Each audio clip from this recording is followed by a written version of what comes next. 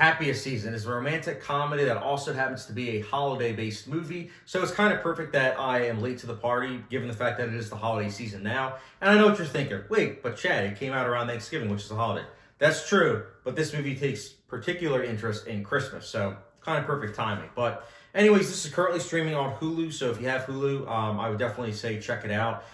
Because this is definitely a movie, from what I've heard, a lot of people really, really dig this movie, and it means a lot to them. So all I will say is that, as well as the fact of the matter that I had no idea what this movie was about, other than the fact that, with what I just said.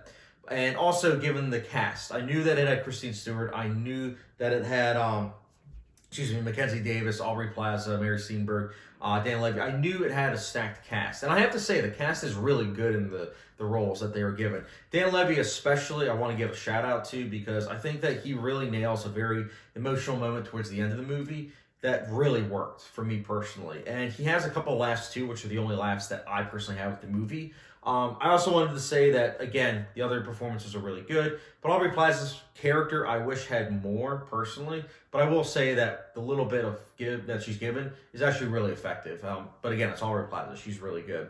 Robert Simon is also in this. He has a cameo, and I think it's very effective. He's in the TV show Veep. He plays Jonah. And speaking of which, I have to say, the director played Devoy. I believe this is her second movie. She actually starred in that TV show as well. So it's kind of fitting, the fact that she also decided to bring along, obviously Jonah into this. So it's fitting. And honestly, seeing, him in this made me want to rewatch Veep already. But anyways, I also like the progressive angle. It's an LGBTQ, technically, romantic comedy. So I do like that progressive aspect, and I do think that it's a unique angle in that aspect.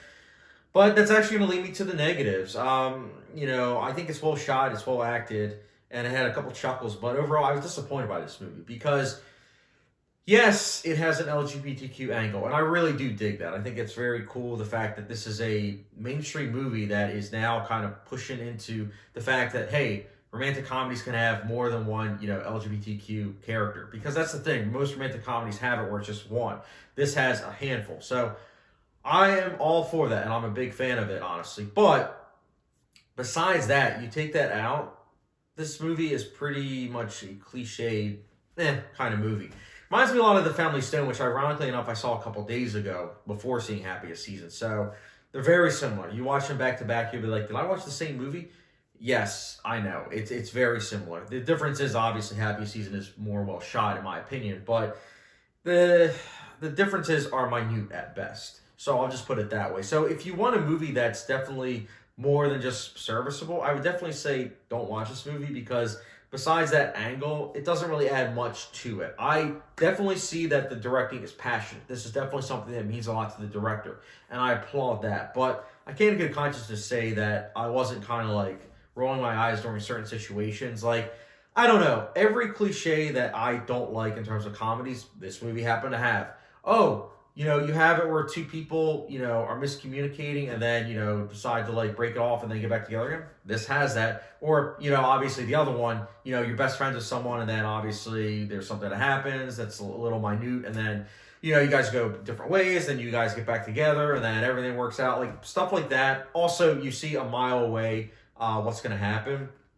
And again, these are just cliches that, again, I understand are staples of comedies. So take that for a grain of salt. If you just enjoy comedies, like any comedy, you'll definitely enjoy this movie in that regards. But for me, whilst it did have a couple of laughs, I just couldn't help but notice all these cliches, and it took me out of the movie, unfortunately.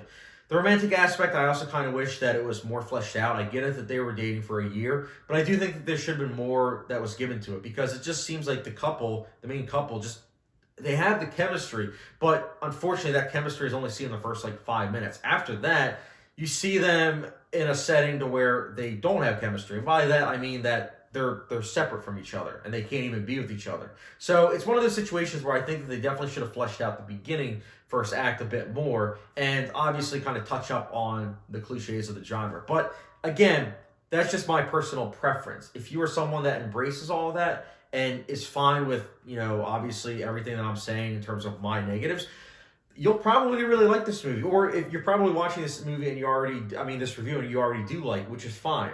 I'm just giving you my 2 cents. I also think that, again, try not to spoil anything, but I also just think that the ending with what happens, I don't know. It left me rolling my eyes more than saying that it was charming. Like, again, there are a couple scenes with Dan Levy that I think were really effective, especially that emotional moment. But after that, there were just some moments where I was just kind of like, I don't know, man. I just don't know. Like, there's something with the dad that happens, and I was like, okay. And then there's something with the sisters that happens, and I'm like, okay. And I'm not saying these things wouldn't happen. I'm just saying that it kind of felt forced with what the movie's going for. And the biggest thing, I think that, you know what, actually, with what I'm going to say, I'm going to wait until after I give my rating and everything, so that way I can give a spoiler warning. But anyways, Happiest Season, I was disappointed by it.